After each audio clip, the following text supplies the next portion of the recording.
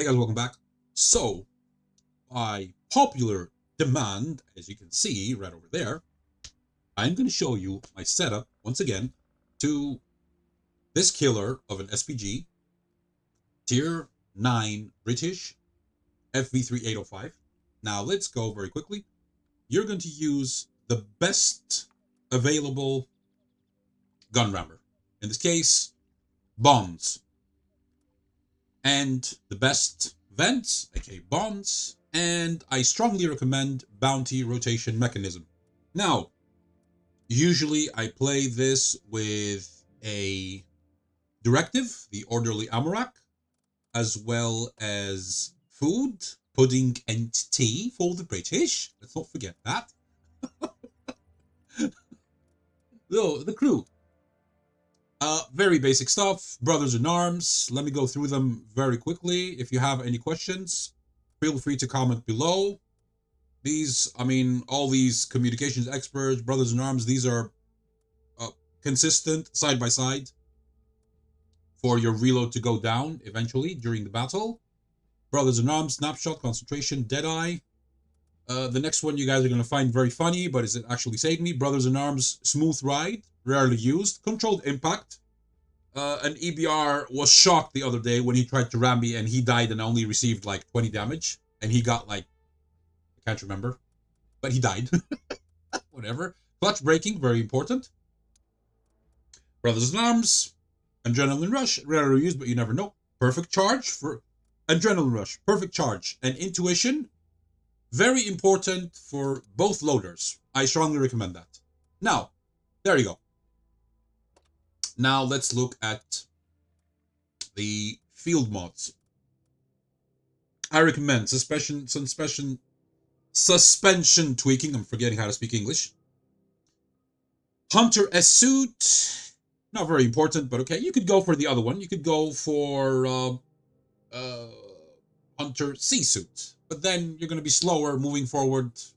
But that's this is up to you. The rest, stick to the guide. Hydraulics tuning set up too, because your gun dispersion is more important than your hull traverse. Just saying that. Your gun traverse is more important than the hull traverse. So, and the king of all, which is a must, hands down, loading mechanism tuning to bring down your reload, aka upping your firepower. Now, let me show you my maximum available reload time by adding these temporarily. I'm going to remove them again because I'm trying to save credits. Some people are going to be laughing, but yeah, I could make up to 50,000 credits per tier 9 with the amount of assists that I get. Whew, 16.24, and look at this, guys. I could get another. Well, adrenaline rush, keep that. That's very rare. Come on, let's be, And close quarter. No, actually, close quarters combat. Close combat perk is very rare. Adrenaline rush, if you have 25 HP, or it's not very uncommon, especially if you get splashed by the enemy artillery, or you get a shot and you survive with a few HP, and then you go and hide, and you're lucky enough that the enemy doesn't find you again. Adrenaline rush could be useful. Close combat, yeah, okay, whatever. Side by side, if you're next to your ally SPG, and you know very well that wargaming could add up to 3 SPGs per side, they still do that, yeah. Emergency perk, yeah, not very important. You're only going to use it once, because then you're going to die. Communications expert. Very easy when, in order to get the perk, you must get assist the amount of your HP. In this case, only 450. This is one of the most beautiful perks, 100% recommended for each and every SPG that you have, which actually has the stun mechanic. And I have seen, if I remember correctly, even tier 3 or 4 SPGs that have that mechanic, that have a stun. I could be wrong.